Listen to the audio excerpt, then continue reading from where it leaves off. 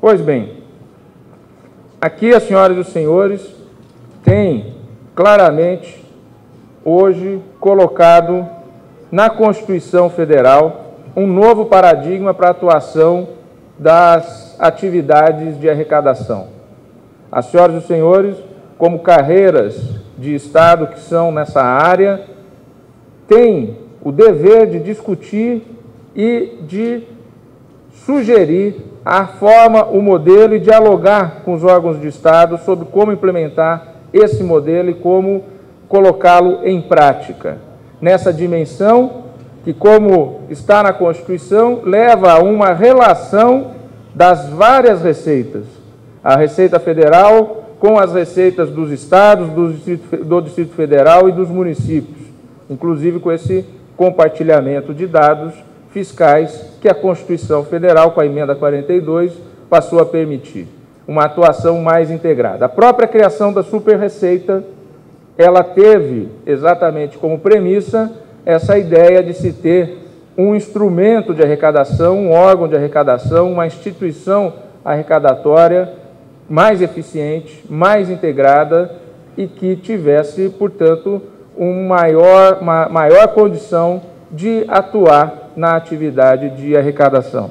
E a atividade de arrecadação, nem preciso dizer aqui da sua essencialidade, da sua natureza de garantir as políticas públicas, garantir o funcionamento do Estado na sua atividade meio, mas também o funcionamento do Estado na sua atividade fim.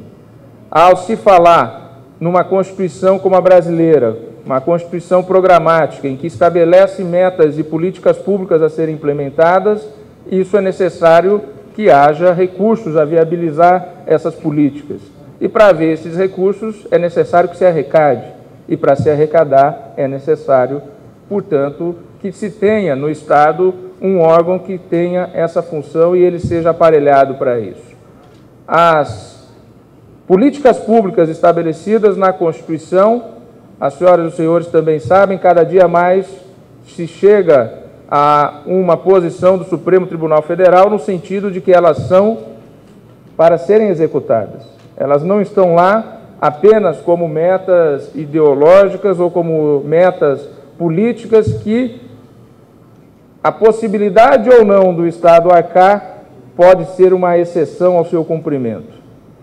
Cada vez mais o Supremo entende que aquilo que está estabelecido na Constituição é para ser realizado, é para ser concretizado.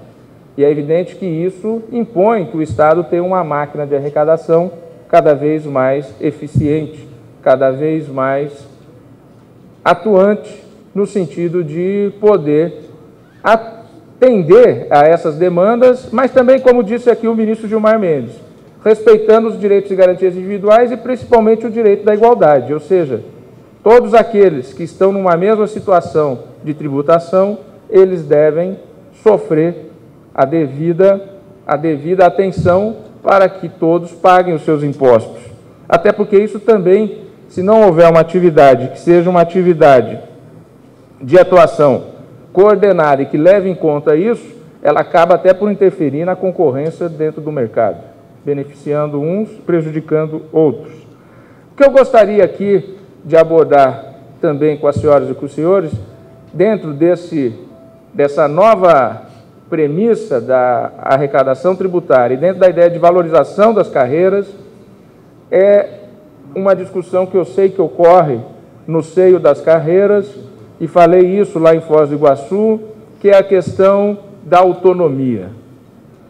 Deve-se ter autonomia, como que é essa autonomia? Essa autonomia é um órgão, uma instituição que vai ser autogerido, desvinculado de ministério ou uma autarquia.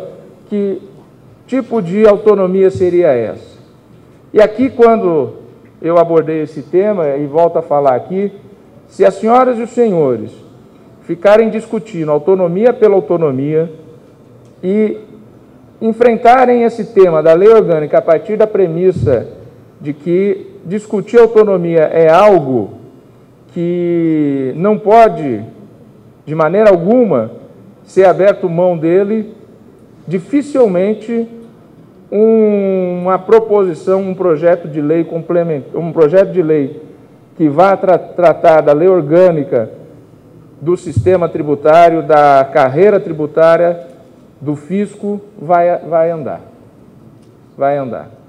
Eu digo isso para, senhoras e senhores, refletir um pouco sobre aquilo que é o possível.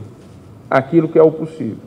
A ideia de autonomia para o órgão de arrecadação, embora do ponto de vista ideal, embora do ponto de vista teórico possa ser discutido e pensado, eu não vejo ainda que esse é o momento, que essa é a possibilidade de se ter.